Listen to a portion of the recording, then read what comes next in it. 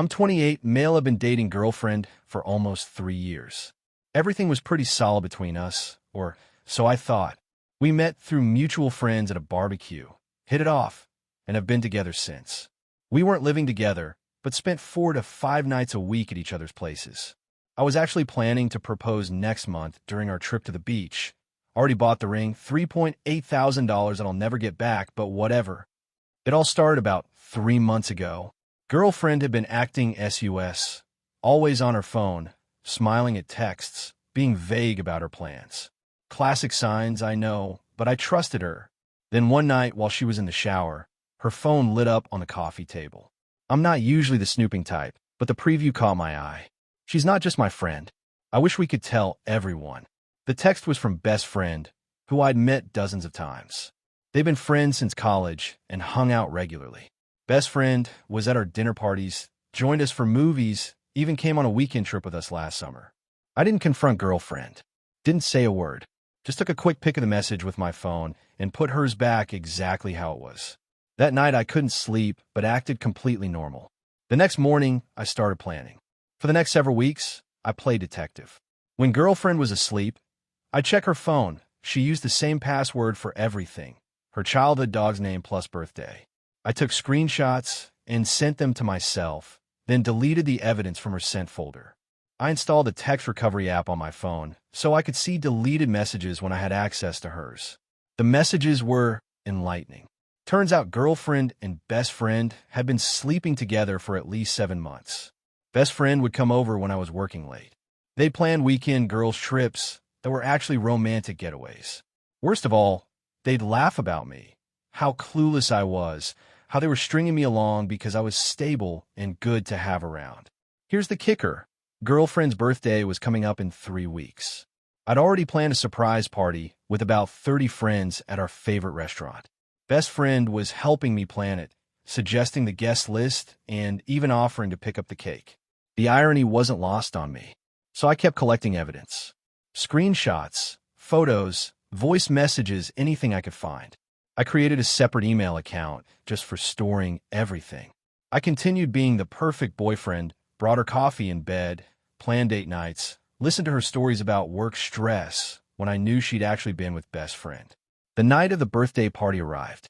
Everything was set up perfectly at the restaurant. Balloons, cake, presents on the gift table. Girlfriend was genuinely surprised when we walked in, and everyone yelled surprise. I played my part, smiling, taking photos, being the devoted boyfriend. After dinner, it was time for presents. Everyone gathered around as girlfriend opened gift after gift. Best friend sat right beside her, helping with the wrapping paper, whispering inside jokes in her ear. Finally, it was my turn. I handed girlfriend a small envelope first. Inside was a card with a sweet message and a photo of us from our first date. She teared up, hugged me tight. "There's more," I said. I handed her a beautifully wrapped box. Inside was a smaller box, and inside there was an SD card taped to another card that read for best friend, "Open immediately." Girlfriend looked confused, but handed it over. Best friend looked puzzled, but smiled as she took it. "You'll need this," I said, handing best friend my tablet. The restaurant had gone quiet, everyone watching curiously. Best friend connected the SD card, pressed play on the only file there. What followed was a 3-minute slideshow of their text messages, photos they'd sent each other, and voice notes, all carefully edited to remove anything explicit, but making it crystal clear they'd been having an affair. The final slide simply said, "She's not just my friend," her own words. The silence in the room was deafening. I stood up, looked at girlfriend, and said, "Happy birthday. I hope you two are very happy together. You deserve each other." Then I walked out. As I left, I heard the chaos erupting behind me. Girlfriend crying, best friend stammering excuses, friends gasping and whispering. Several mutual friends followed me out, asking if I was okay. I wasn't, but I would be. It's been 2 weeks since then. Girlfriend has called and texted hundreds of times. I haven't responded to a single message. Best friend's social media has gone dark after being flooded with comments from people who were at the party. Our friend group has largely sided with me, with only a couple people saying I went too far with the public reveal. I've moved in temporarily with my brother. I'm returning the ring next week. It hurts like hell, but I know I did what needed to be done. No regrets. It's been a month since the birthday party reveal, and figured I'd give y'all an update on the aftermath. First off, thanks for all the supportive comments. Didn't expect this post to blow up like it did. Reading your stories of similar experiences helped me feel less alone in all this. So here's what's happened since. Girlfriend, now ex-girlfriend Av, continued blowing up my phone for about 2 weeks after the party. I eventually blocked her number, but not before saving all her messages. Mostly a mix of desperate apologies, blame shifting, you were always working, and angry accusations about humiliating her. Whatever. The best part was when she showed up at my brother's place at 1:30 a.m., drunk AF, demanding to talk. Brother's wife threatened to call the cops, and ex-girlfriend left a dent in their door from kicking it before leaving. Stay classy. Best friend apparently got fired from her job. Not because of the affair, her company wouldn't care about that, but because several of ex-girlfriend's birthday party guests worked with her, and the story spread through their office. Turns out she'd been using work trips as cover for their rendezvous, and had falsified some expense reports. Karma's interesting that way. I got the partial refund for the ring, took a $650 hit, but it's better than nothing. Also canceled our beach trip reservations, but couldn't get the deposit back for the Airbnb, $275 down the drain. The friend group has fractured, as you'd expect. Most sided with me, but a few mutuals claimed I went nuclear unnecessarily. One friend actually said, you could have just broken up with her privately, as if publicly cheating on someone for 7+ months deserves a private response. Blocked him too. Last week, best friend's brother, who I was always on good terms with, reached out to me. He apologized for his sister's behavior and told me she'd moved back to their hometown. Apparently, she's telling everyone there that ex-girlfriend manipulated and pressured her into the affair. Rewriting history already. As for me, I'm doing okay. Found my own apartment, threw myself into work, started hitting the gym regularly. Brothers suggested therapy, which I might try. The anger comes in waves. Sometimes I'm fine. Other times I want to text them both exactly what I think of them. But I don't. The silence is more powerful. Oh, and I've received 7-drink offers from women who heard the story through mutual friends. Haven't taken anyone up on it yet, but it's nice to know I've got options when I'm ready. Most importantly, I haven't regretted the public reveal for a single second. Some people say revenge doesn't help, but they're wrong. I sleep better knowing they can't control the narrative or paint me as the bad guy. Sometimes justice needs an audience. I'll update again if anything significant happens, but hopefully this chapter of my life is closing. Thanks again for all the support. Hey Reddit, it's been 6 months since everything went down at the birthday party, and a lot has changed. Figured I'd post one final update. Life has definitely moved on. I'm settled into my new apartment, got promoted at work, all those extra hours paid off, and even adopted a dog from a shelter, a 3-year-old German Shepherd mix who's become my shadow. Named him Karma, seemed fitting. Haven't heard directly from ex-girlfriend in about 4 months now. According to mutual friends, she and best friend tried to make their relationship official after everything blew up, but it imploded within weeks. Shocker. Turns out relationships built on lies don't have the strongest foundations. Last month, I ran into ex-girlfriend's sister at the grocery store. Awkward AF, but she actually hugged me and said the family misses me. Told me ex-girlfriend moved to Seattle for a fresh start after being ostracized by most of our social circle. Sister said their parents were furious about the whole situation. They really liked me and have been excited about me joining the family.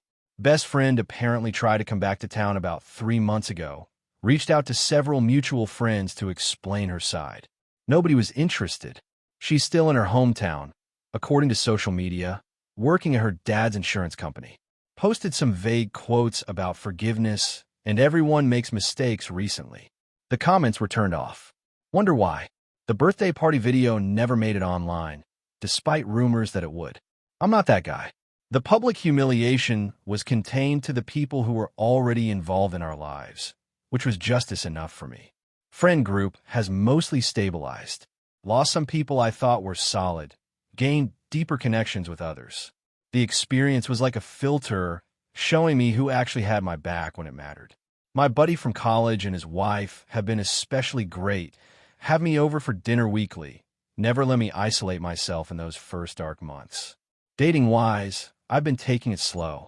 Had a couple casual things that didn't go anywhere. Recently started seeing someone who knows the whole story. Mutual friend filled her in before introducing us. She's been patient about my trust issues, which I'm working on. Too early to know where it's going, but it's nice to feel that spark again. Therapy has been surprisingly helpful. Turns out I had some unresolved stuff from before this relationship that made me ignore red flags. Working on that. The nightmares about finding them together, which my mind helpfully fabricated in vivid detail, have finally stopped. Don't check her social media anymore. Don't care what either of them are doing. One interesting note, about a month ago, best friend's brother messaged me again. Said he found out his sister had done something similar back in college, breaking up another relationship. Guess some people never change. Last week, I finally deleted all the screenshots and evidence I collected. Keeping it was like holding on to poison. The final step was selling the tablet I'd used at the birthday party. Got $175 for it on eBay. Used the money to buy a nice dog bed for Karma. For those going through something similar, it gets better. The pain doesn't completely disappear, but it transforms into something else. Wisdom, resilience, whatever you want to call it. I'm not grateful it happened, but I'm stronger because of it. This will be my final update. Life moves on, and so have I. Thanks for listening to my story. Wasn't planning to post again, but a few things happened recently that felt like the true final chapter to this story. So here we are, 1 year after the birthday party reveal. Life is good. Really good, actually. The promotion I mentioned in my last update came with a transfer opportunity to our company's Denver office, which I took. New city, fresh start, mountains nearby for hiking with Karma. Who's the best BOI ever, by the way? The relationship I mentioned in my last update didn't work out. The distance would have been tough even without my baggage. We parted on good terms. Since moving to Denver 4 months ago, I've been dating casually, but focusing more on building a new friend group and exploring the area. Now for the updates that prompted this post. 3 weeks ago, I got a letter in the mail, actual paper mail, handwritten envelope, the whole thing. It was from ex-girlfriend. Apparently, she got my new address from mutual friend. The letter was 8 pages long, front and back. I won't share all the details, but it was essentially a massive apology. Not one of those, I'm sorry, but here's why you drove me to it. Non-apologies, but an actual acknowledgement of how badly she'd hurt me. She wrote that she'd been in therapy for the past year, working through why she'd sabotaged our relationship and hurt someone she genuinely cared about.